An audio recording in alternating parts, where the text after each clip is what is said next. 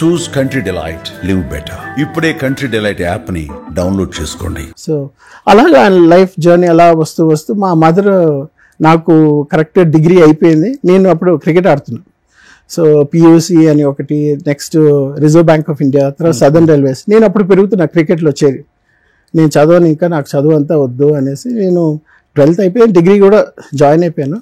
So నేను అప్పుడు క్రికెట్కి వచ్చే టైంలో డిగ్రీ అయిపోయింది. అప్పుడు మా ఫాదర్ అడిగారు, ఏరా నువ్వు సినిమాలోకి వస్తావు అంటే, what you have for me అని పెద్ద ఇదిలాగా.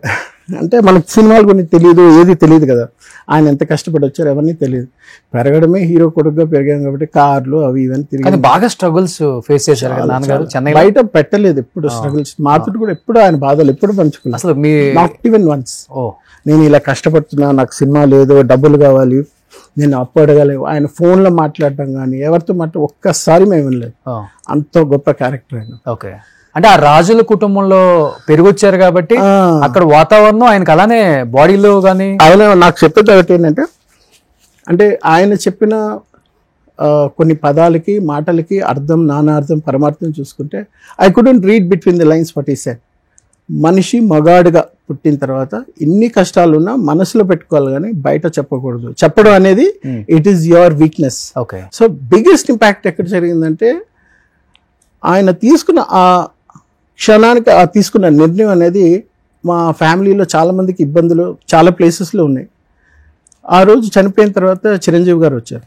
వచ్చిన తర్వాత మన ఫిల్మ్ నగర్లో బాడీ పెట్టినప్పుడు ఆయన వచ్చి చాలా కోపంగా అడిగారు, నాకు ఏమైంది శైలు, ఏమైందమ్మా, ఎందుకు నాన్న ఇలాంటి డెసిషన్ తీసుకున్నారంటే తెలియదు అంకుల్ అంటే చాలా కోపంగా ఉన్నారు.